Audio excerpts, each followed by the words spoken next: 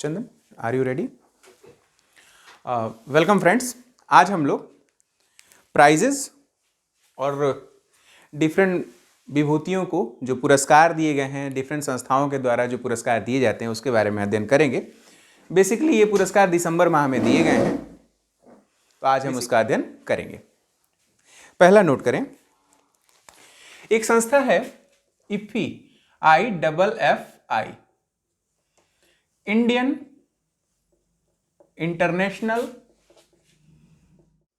Film festival. Indian international film festival जो भारत में गोवा में मनाया जाता है। कहाँ मनाया जाता है? गोवा में मनाया जाता है। इसके द्वारा बेस्ट फिल्म का अवार्ड दिया गया है। बेस्ट फिल्म का अवार्ड दिया गया है इनटू द डार्कनेस को। इनटू द डार्कनेस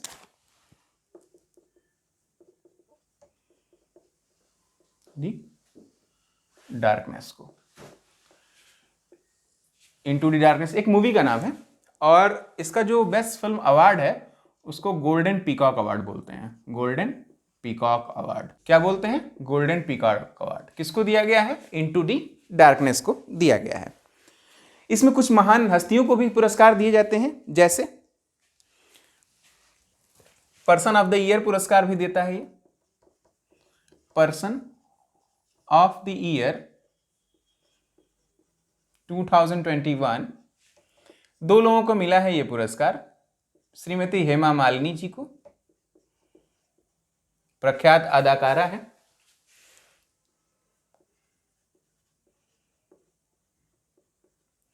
और श्री प्रसून जोशी जी को।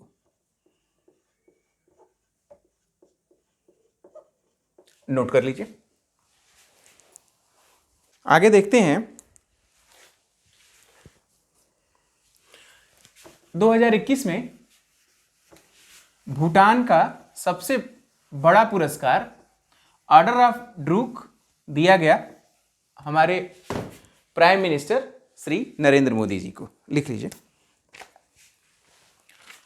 Order of DRUK Druk Gyalpo, GYALPO, Gyalpo. ठीक है, ऑर्डर ऑफ ड्रूक ग्याल्पो क्या चीज है? भूटान का सबसे बड़ा नागरिक पुरस्कार है। ठीक है, भूटान का सबसे बड़ा नागरिक पुरस्कार है। Highest civil prize of Bhutan. Bhutan देश का सबसे बड़ा पुरस्कार किसको दिया गया बच्चों? नरेंद्र मोदी।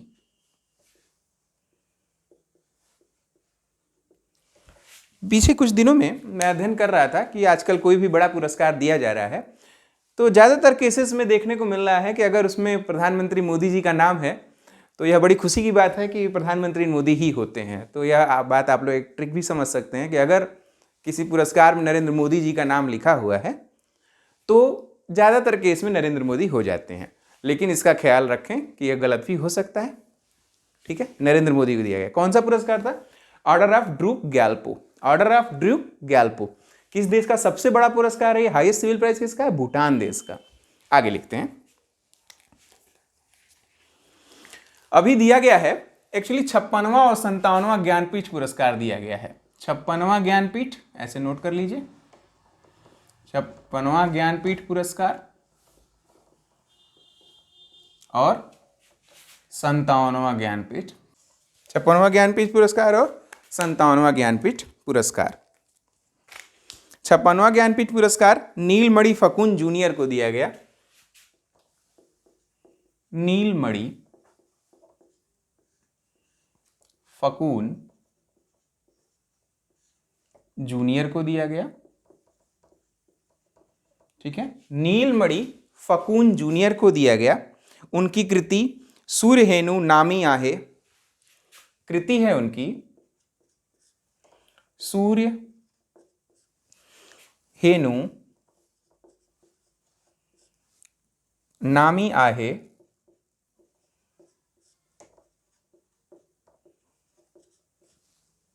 नोडियेदी। नोडी एदी। नोट करिएगा, अक्सर पूछता है कि किसे दिया गया, तो बताएंगे नीलमणि फकुन जूनियर को दिया गया। उनकी कृति क्या है? सूर्यहेनु नामी आहे नोडी एदी। ठीक है। और 57वां दिया गया है दामोदर माउजे को। 57वां दामोदर माउजे। दामोदर माउजे लघु कथाएं लिखते हैं। क्या लिखते हैं? लघु कथाएं लिखते हैं। तो उनकी जो कृति है वह लघु कथाओं का संकलन है। कृति लघु कथाओं का संकलन। अब लघु कथाओं का संकलन है तो उसका नाम भी होगा, तो उसका नाम है Teresa's man and other stories from Goa. Teresa's man and other stories of Goa, sorry other stories from Goa. ये है इनकी लघु कथाओं का संकलन जिसका नाम है Teresa's man and other stories from Goa. एक बार दोहरा लिया जाए। ऑर्डर ऑफ ड्रुक ग्याल्पो श्री नरेंद्र मोदी जी को दिया गया। हाईएस्ट सिविल प्राइज है कहाँ का? भूटान का। 56वां ज्ञानपीठ पुरस्कार दिया गया नीलमणि फकुन जूनियर को दिया गया। कृति है सूर्यहेनु नामी आहे नोडी एदी। अक्सर पूछता है कि नीलमणि फकुन जूनियर की कौन सी कृति के लिए दिया गया? इनकी सारी बहुत सारी कृतियां होंगी, लेकिन सभी को तो नहीं मिला। किस कृति के लिए ज्ञानपीठ पुरस्कार दिया? ज्ञानपीठ पुरस्कार सूर्यहेनु नामी आहे नोडी एदी के लिए दिया गया। 97वें की बात करें तो दामोदर माउजे को दिया गया है, जो कि लघु कथाओं के लेखक हैं, और उनकी जो कृति है लघु कथाओं का संकलन Teresa's man and stories from Goa के लिए दिया गया। बेसिकली ये गोवा के रहने वाले भी हैं। ठीक, यहाँ तक समझ में आया? आगे अभी professor Neena Gupta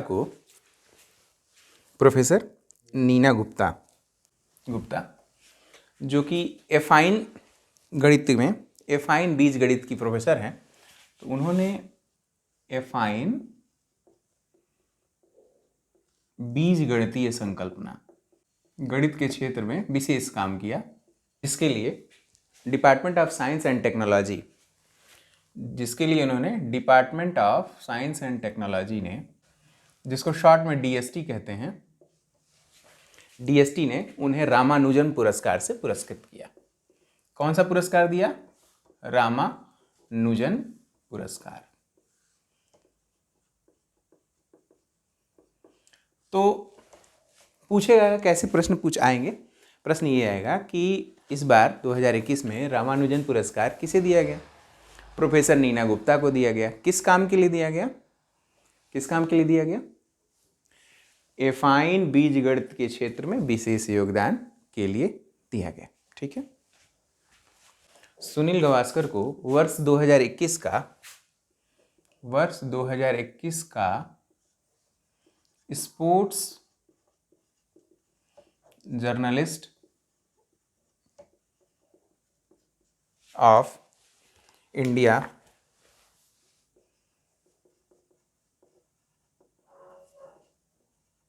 SJFI 2021 medal दिया गया।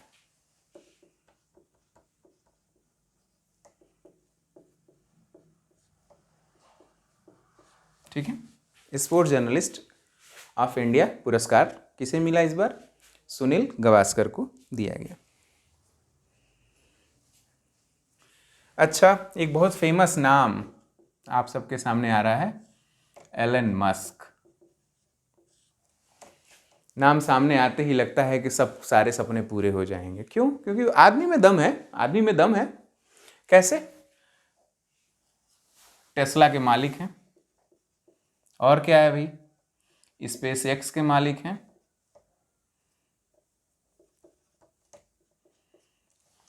ठीक है।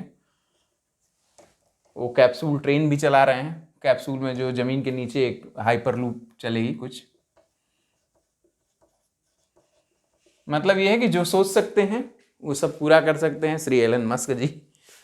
तो एलन मस्क के विभिन्न कार्यों को देखते हुए टाइम मैगजीन ने इनको पर्सन ऑफ द ईयर चुना है।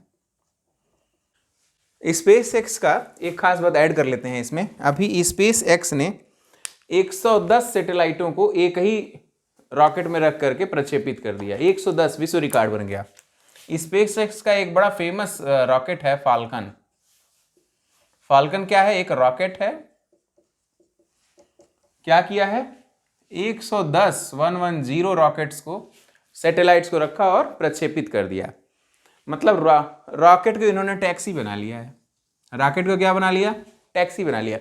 तो इससे मान लो अलग अलग देशों में अलग अलग अपना अपना सैटेलाइट दे कि भाई वहाँ डाल देना, चंद्रमा के ऊपर पे भेज देना। कहा कि ठीक है हमें दे दो, इतने रुपए दे देना, पहुँचा देंगे। डाला और प्रक्षेपित कर दिया। अच्छा है, टैक्सी बन गई। कभी हम लोग को भी मौका मिलेगा, पैसा रहा तो हम लोग भी टैक्सी में बैठ जाएंगे। अभी गए थे ना अमेजोन के मालिक जेफ बेजोस। ठीक है, यहाँ तक हो गया, मिटा दें। नोट किया आपने कुछ? अब लियोनेल मेसी को जानते हैं आप लोग? लियोनेल मेसी फुटबॉल खिलाड़ी है। क्या है? फुटबॉलर है, famous footballer, not footballer only. इनको एक पुरस्कार दिया गया है बैलोन डियोर। बैलोन डी और बैलोन डियोर 2021 प्राइज, यानी कि पुरस्कार। नोट कर लीजिएगा, लियोनेल मेसी इंपॉर्टेंट है, पूछा जा सकता है। टेनिस खिलाड़ी एम्मा रादुकानु। एम्मा रादुकानु, नाम इतना ट्विस्टिंग है, जुबान ट्विस्ट हो गई पूरी। एम्मा रादुकानु क्या है? ये टेनिस खिलाड़ी, टेनिस खिलाड़ी। ठीक है। इनको वर्ष 2021 का BBC 2021 sports personality of the year, sports personality of the year चुना गया है। Sports personality of the year चुना गया एम्मा रादुकानु को। अब तो पढ़ाई लिखाई की बात हो गई। अब ब्यूटी विद ब्रेन की बात करें। जी हां, हरनाज संधू, हरनाज संधू क्या चुना गया इन्हें? मिस यूनिवर्स, 70वीं मिस यूनिवर्स हैं हरनाज संधू। मिस यूनिवर्स भारत से हैं।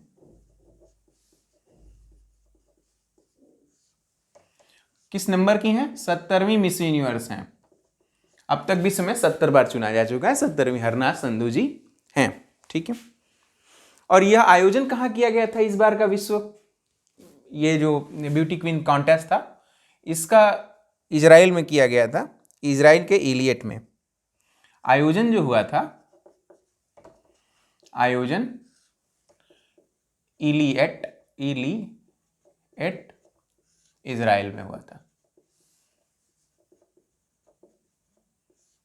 इलियट इजराइल में हुआ था। नोट कर लिया आप लोगों ने? आजकल अक्सर पूछा जाता है कि सैन्य अभ्यास, बहुत फेमस सैन्य अभ्यास भी होते रहते हैं देशों के बीच में।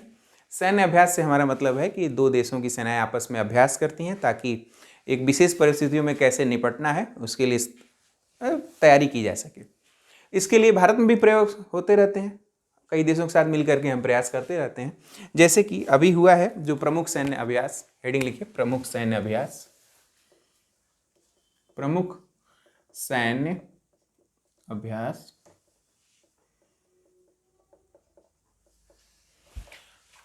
एकूवेरिन, पहला जो सैन्य अभ्यास हम लिखवाने जा रहे हैं, एकूवेरिन, एकूवेरिन, एकूवेरिन सैन्य अभ्यास।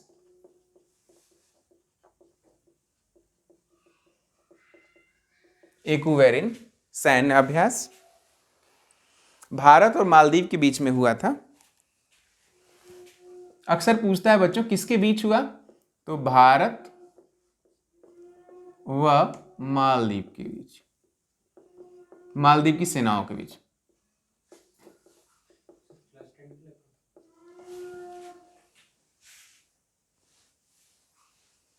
भारत और मालदीव के बीच। यह 11वां संस्करण था। यह जो अभ्यास है वह 11वां संस्करण था, अभ्यास का 11वां संस्करण था। क्यों किया गया? किया गया जमीन तथा समुद्र, जमीन तथा समुद्र दोनों में अंतर्राष्ट्रीय आतंकवाद को रोकने के लिए। जमीन तथा समुद्र दोनों में अंतर्राष्ट्रीय आतंकवाद को रोकने के लिए, ठीक है, मुख्य। दूसरा था कॉर्पैट, कॉर्पैट सैन्य अभ्यास। ये पहला कॉर्पैट सैन्य अभ्यास। ये था कोऑपरेटिव कोऑर्डिनेटेड पेट्रोल। क्या है ये? कोऑर्डिनेटेड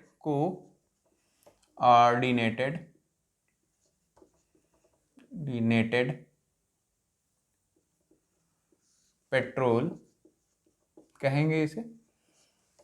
यह 37वीं बार किया गया है, 37वां संस्करण मानेंगे इसे, भारत और इंडोनेशिया के बीच में, भारत व इंडोनेशिया के बीच में हुआ, के बीच किया गया था, ठीक है। कहाँ हुआ है? हिंद महासागर में।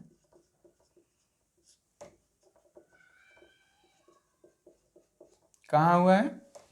ये हिंद महासागर में हुआ है, ठीक है। हिंद महासागर कहाँ पे? ये भारत का नीचे का हिस्सा बना लें तो इधर ये अरब सागर हो जाता है, यहाँ से ऐसे ये सब हिंद महासागर का एरिया आ जाएगा, ठीक है। आगे लिखते हैं। अब इस महीने कुछ इंपॉर्टेंट आयोगों ने अपनी अपनी नीतियों को बताया और उस पर कानून बनाए गए हैं। जैसे अभी आप लोगों ने सुना होगा कि महिलाओं की शादी की उम्र, बच्चियों की शादी की उम्र 18 वर्ष से बढ़ा के 21 वर्ष की, लेकिन किसी समिति की रिपोर्ट आई होगी। वो रिपोर्ट थी जया जेटली समिति की।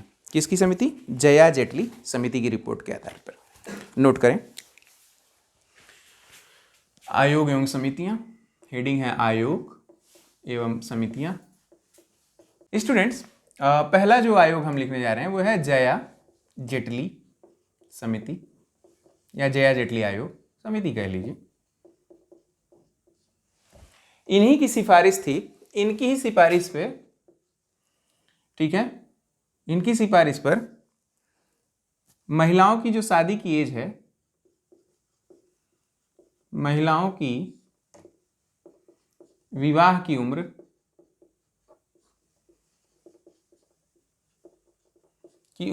कहां से कहां कर दी गई?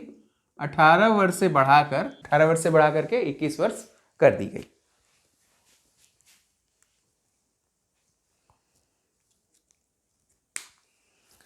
इस महीने एक और खास कमेटी बनाई गई है।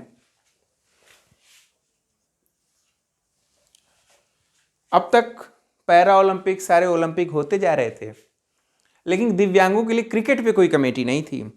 तो अब दिव्यांगों के लिए भी एक क्रिकेट पे कमेटी बनाई गई है, डिफरेंशली एबल्ड कमेटी फॉर दिव्यांग cricketers. डिफरेंशली abled committee for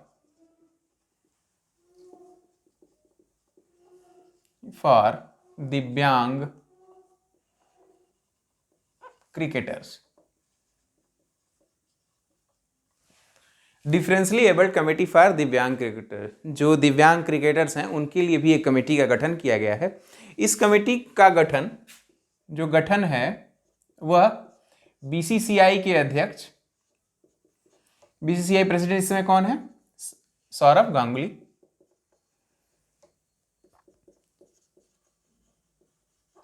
Saurabh Ganguly. और बीसीसीआई की जो सेक्रेटरी हैं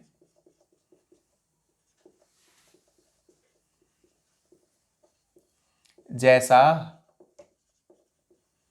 के नेतृत्व में गठन हुआ है। ठीक है, किसका गठन हुआ है? डिफरेंशियली एबल्ड कमेटी फॉर दिव्यांग क्रिकेटर्स। अब देखते हैं इस महीने डिफेंस के क्षेत्र में क्या नया हुआ है, क्या नई मिसाइलें लॉन्च की गई हैं। डिफेंस के क्षेत्र में क्या नया हुआ है?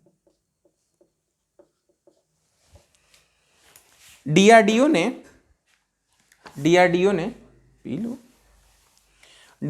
ने एक संत मिसाइल का निर्माण किया है। देखिए, डीआरडीओ ने संत मिसाइल का निर्माण किया है इंडियन एयरफोर्स के साथ मिलकर, लेकिन ये वो संत नहीं है जो हथियार न उठाए, या खुद ही मिसाइल है, यानी कि संत को साधारण न समझें।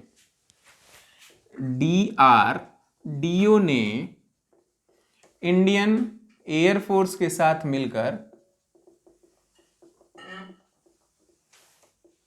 संत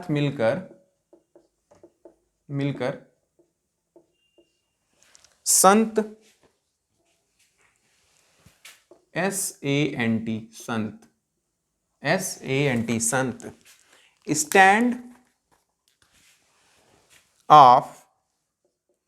स्टैंड ऑफ एंटी टैंक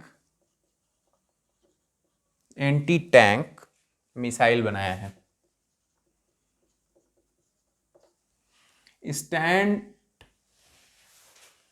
ठीक है, संत stand of anti tank missile. ठीक, यह मिसाइल हेलीकॉप्टर से लॉन्च की जा सकती है, कॉप्टर से लॉन्च की जा सकती है।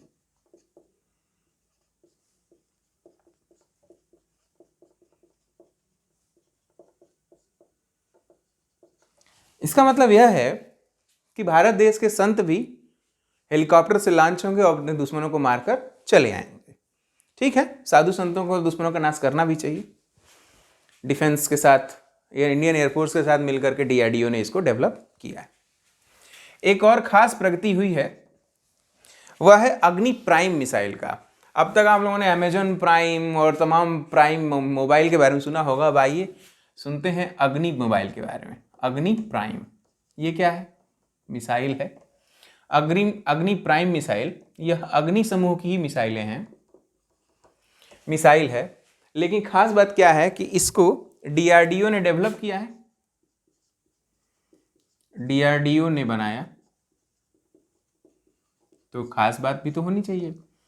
एटॉमिक कैपेबिलिटी, एटम बम है इसके साथ, एटॉमिक बॉम्ब की कैपेबिलिटी है, कैपेबल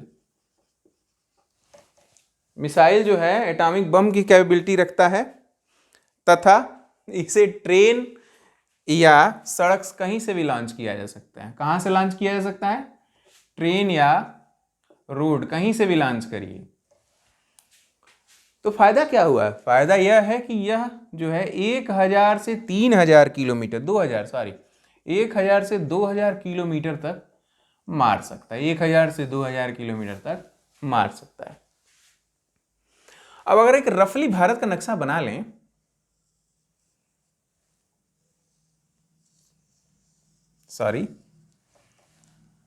यह मानक में नहीं है, और हम यहां केंद्र मान लें, जरा सोचिए 2000 किलोमीटर में कौन कौन से हमारे पड़ोसी समझ में आ सकते हैं, कंट्रोल में आ सकते हैं। कितना कोशिश की जा रही है, भारत देश कितना कोशिश कर रहा है, कितना प्रयास कर रहा है हमारी सुरक्षा के लिए। गर्व है हमें डीआरडीओ पे और उनकी संस्था पर, अपने देश पर। कोई बोलेगा क्या कर देंगे? अग्नि की प्राइम मिसाइल मार देंगे। कहाँ से? ट्रेन पहुंचा देंगे वहां पर। ट्रेन नहीं जाएगी तो गाड़ी पे लाद लेंगे, ट्रेन से गाड़ी पे लाद लेंगे, लाद ले आके वहां पे छोड़ देंगे, सब नमस्ते हो जाएंगे सबका। ठीक है, अब दुश्मन कहाँ टिकेगा? भारत उभरती हुई शक्ति नहीं है, शक्ति ही है वो। उभर नहीं रहा है, बस शांत है। शक्ति बस शांत है, शक्ति विनम्रता प्रदान करती है। चलिए आइए, तो विज्ञान और प्रौद्योगिकी क्षेत्र में क्या नया हुआ यह नोट करते हैं। विज्ञान एवं प्रौद्योगिकी के क्षेत्र में, प्रौद्योगिकी का मतलब टेक्नोलॉजी, प्रौद्योगिकी के क्षेत्र में क्या हो नया हुआ है?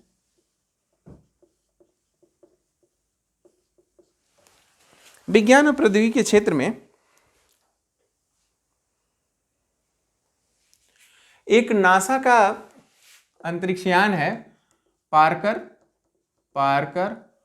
Solar probe. किसका है ये? नासा ने इसे बनाया है। उन्होंने कहा है कि ये जो पार्कर सोलर प्रोब है यह सूर्य को छू करके आया है, सूर्य के कोरोना को छू करके आया है। कोरोना का मतलब बाहरी सरफेस, कोरोना को छू लिया है। छू लिया का मतलब अंदर गया, फोटो खींचा और बाहर आ गया, को टच करके बाहर आ गया, टच कर लिया है, उसके फोटोग्राफ्स ले लिए हैं। इसे किसने जारी किया है? इस रिपोर्ट को नासा ने जारी किया है। ठीक है, नासा का एक प्रोजेक्ट है लिविंग विद अ स्टार।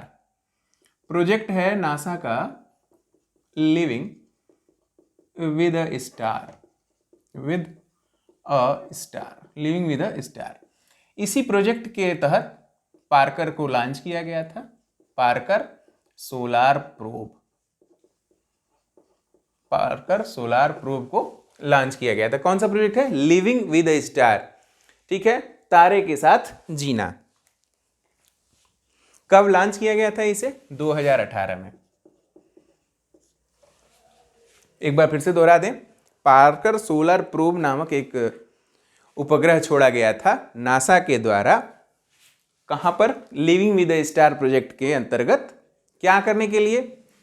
सूरज को देखने के लिए। कहां पे देखने के? अंदर से, चूंकि सूरज में बहुत गर्मी है, अंदर जाएगा जल जाएगा। गया, फोटो खींचा, तुरंत निकल गया। धीरे धीरे हम लोग सूरज के पास जाने की कोशिश कर रहे हैं और मुझे लगता है कि निकट भविष्य में यह भी क्षमता हमें प्राप्त हो जाएगी। मनुष्य के लिए कुछ भी मुश्किल नहीं है, बस पाने का जज्बा चाहिए। अच्छा, ये हुआ प्रौद्योगिकी के क्षेत्र में। अब एक और बात, एक खास बात हुई है भारत में भी इस दौरान। विविध में लिखिए, इसे हेडिंग लिखिए विविध। विविध क्या हुआ भाई? विविध में एक बड़ी अच्छी घटना घटी। विविध में यूनेस्को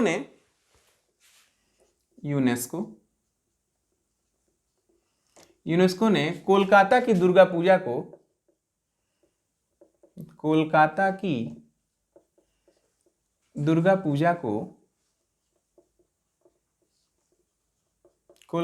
दुर्गा पूजा को अमूर्त सांस्कृतिक विरासत घोषित किया है। क्या घोषित किया है? अमूर्त सांस्कृतिक विरासत घोषित किया है। तो ममता दीदी काफी खुश हैं इसको लेकर के, उन्होंने अपनी प्रसन्नता भी जाहिर की है। ठीक है, आज के लिए बस इतना ही। धन्यवाद।